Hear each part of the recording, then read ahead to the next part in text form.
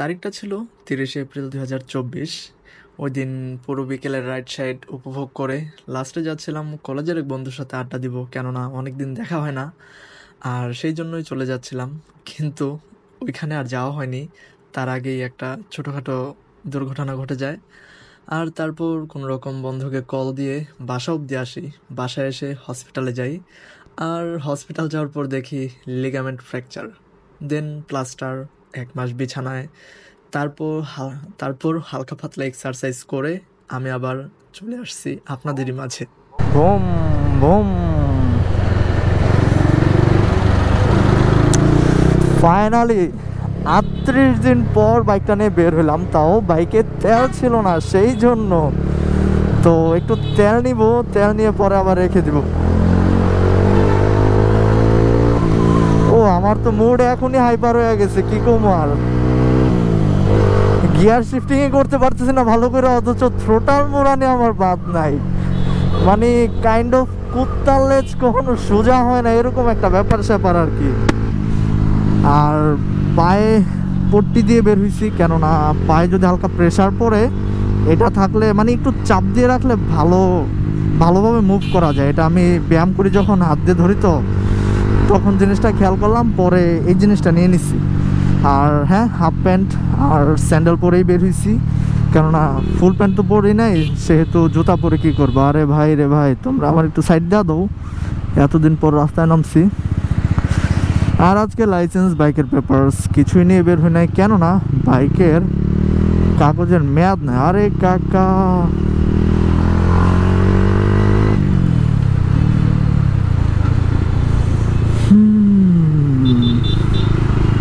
কিছুই মেয়াদ টেয়াদ নাই, এই জন্য আর নিয়ে আসি নাই আর কি। আর হ্যাঁ, এতদিন পর বাইকে স্টার্ট দিচ্ছি, বাইকে স্টার্ট নিছে না? উত্তর হলো না। যেহেতু আমি জিপিএস লক ইউজ করি, সেহেতু 38 দিন পরে তো প্রশ্নই আসে না। তো কেউ আবার জিজ্ঞাসা করতে চান না ভাই কোনটা ইউজ করেন বাকি, ভাই এটা আমি বলবো না, আগেই বলে দিলাম, অতএব কষ্ট করেন না। আর আমার বাইকটা রানিং রাখছে আমার riding partner, tour partner Rajesh. আর হ্যাঁ, আমার এই অসুস্থতার সময় সে আমার বাসায় এসে আড্ডা দিছে, যে কারণে আমি খুব একটা ভালো সময় পার করছি। আসলে যে কথায় আছে না, যে না 10টা বন্ধু দরকার নাই, 10টা বন্ধুর বদলে একটা বন্ধুই এনাফ। আর হ্যাঁ, সে আমার সাথেই আছে। 10টা বন্ধু দরকার নাই ভাই, একজনই এনাফ, যে আপনাকে বুঝবে, সময় দিবে, প্রয়োজন আপদ বিপদে পাশে থাকবে। কি যে ভালো লাগতেছে, এতদিন পর বাইক চালাইতেছি, আমি তো পারি না, মানে ওই অবস্থাতে বের হয়ে যায়। আর আজকে একটা ট্যুর প্ল্যান বলতে কি, রাজেশের একটা প্রয়োজন আছে, প্রজেক্ট আছে, যেটা হচ্ছে নোয়াখালী। তো সে আমাকে বলতেছিল যাইতে, কিন্তু এই পানি যাওয়া যাবে না বাই এনি চান্স। প্রেশার পড়লে, হ্যাঁ বডির প্রেশার মানা যাবে, কিন্তু বডির ওয়েটের চেয়ে বেশি ওয়েট প্রেশার পড়লে ঝামেলা হয়ে যেতে পারে। আর লিগামেন্ট ইনজুরি এই নিয়ে আমার দ্বিতীয়বার। আর ছোটো থাকতে একবার হয়েছে, তখন অপারেশন লাগছিল, তো আল্লাহর রহমতে এবার অপারেশন লাগে নাই। দুইবার কিভাবে? দুইবার হচ্ছে আমার একবার ছোট থাকতে হয়েছে, সেটা হচ্ছে দেয়াল টপকাই থেকে দেয়াল পায়ে পড়ে হাঁটুর জয়েন্ট ছুটে গেছিলো। ওটাকে লিগামেন্ট ধরা হবে নাকি আমি শিওর না, তবে কথার ফ্লোতে চলে আসছে আর কি। তো ওই সময় অপারেশন করা লাগছিল, তখন 1 মাস প্লাস্টার করা ছিল অপারেশনের পর, আর তারপরে রিকভার হইতে আরও টাইম লাগছিল, এক্স্যাক্ট খেয়াল নাই টোটাল কতদিন লাগছিল। তো ওইটা আর কি জয়েন্ট ছুটে গেছিলো, ওটাকে লিগামেন্ট ধরা হয় না কি জানি না, মানে দুইটা হাড্ডির জয়েন্ট ছুটে গেছিলো, আর মাঝখানে একটা ছোট্ট কোটি ছিল, তো সব আলাদা হয়ে গেছিলো আর কি। তো ওইটার অপারেশন হয়েছিল। লাগে নাই, যাই হোক, এটা নিয়ে একটু ভয় ছিলাম। তবে একটা জিনিস কি, যেহেতু ছোট থাকতে হয়েছে, ওটা আহামরি ম্যাটার করে না। তবে লিগামেন্ট ইনজুরি যত বয়স করে হবে, তত জিনিসটা আর কি একটু খারাপ হয় জিনিসটা। তবে এখন যেই ব্যথাটা পাইছি আমি, ইনজুরিটা হয়েছে, এটা আমাকে লাইফ টাইম ভোগাবে, কেননা মোটামুটি যেহেতু এজ আছে আমার, সেই জন্য এটা লাইফ টাইম ভোগাবে বলতে যেমন ওই যে অমাবস্যা আসলে আর কি জিনিসটা ব্যথা দিবে জয়েন্টে। আর আমার এই হাতও ভাঙা, এই পাও ভাঙাই করতে গেলে, বাম সাইড আমার পুরাই ফ্র্যাকচারস। হ্যাঁ,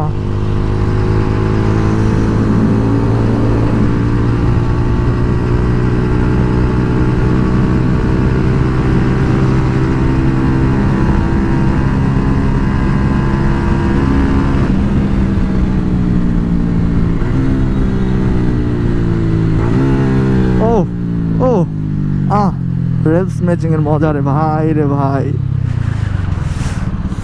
সেই সেই। ফাইনালি আজকে ভিডিওটা করতেছি, মানে আপনাদের ভাই অলরেডি চলে আসছে।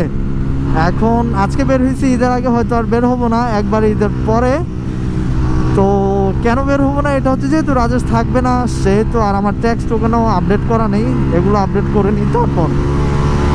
আর হ্যাঁ, চ্যানেলে হয়তোবা নতুন কিছু আসতে যাইতেছে।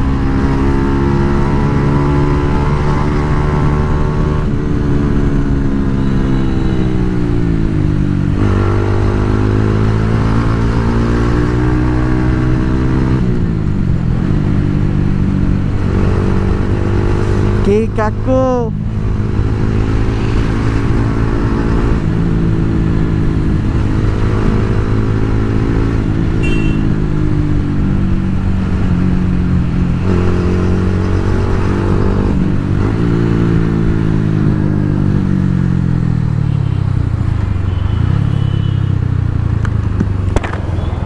আর হ্যাঁ, লাস্ট টাইমেও তেল নিয়েছিলাম এই পাম্প থেকেই, আর আজকেও তেল নিতেছি এইখান থেকে। মানে খিলক্ষেতের এই পাম্পের তেলটা একটু ভালো, এই জন্য আর কি।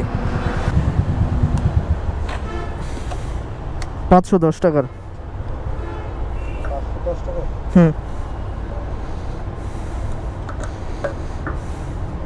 আর কতদিন পরে ট্যাঙ্কের ক্যাপ খুললাম। হ্যাঁ,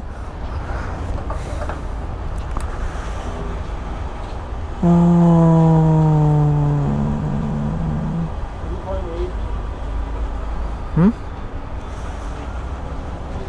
8-9, আচ্ছা।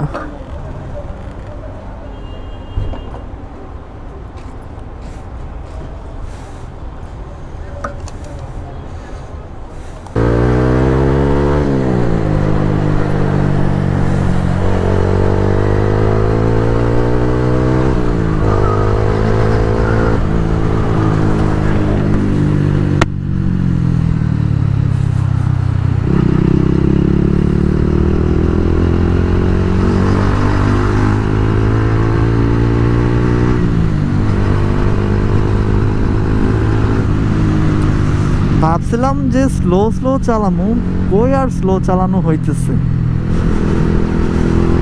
হ্যাঁ, হ্যাঁ, হ্যাঁ, হ্যাঁ, হ্যাঁ, হ্যাঁ, হ্যাঁ, হ্যাঁ, হ্যাঁ, হ্যাঁ, হ্যাঁ।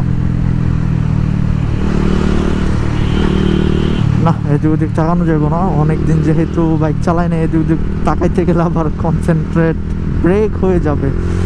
সালা মুখ দিয়ে কথাই আসে না, কি একটা অবস্থা।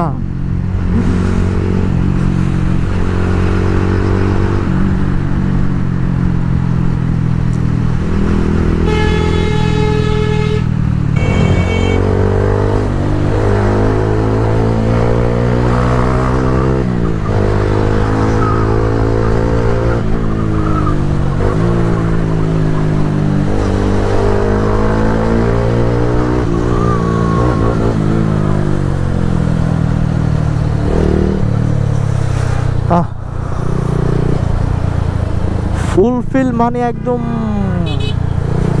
মানে একদম নর্মালি পা টানে হাঁটতে পারতাম, প্রেশার দিতে পারতাম, তাইলে আর একটু মজা পাওয়া যেত।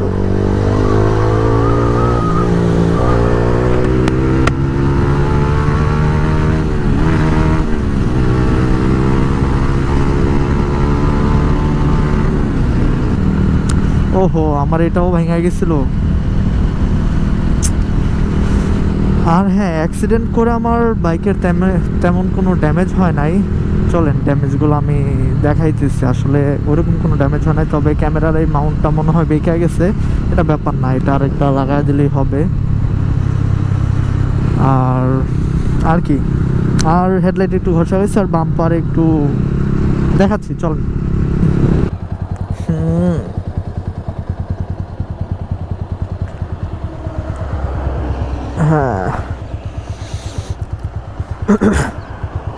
আসলে ড্যামেজ হয়েছে বলতে জাস্ট এই জায়গায় হালকা একটু ঘষা খাইছে, এটা একটু ঘষা হয়েছে, গুটলি একটু ঘষা খাইছে, আর বাম্পারটা বেঁকে গেছে ঘষা খায়া।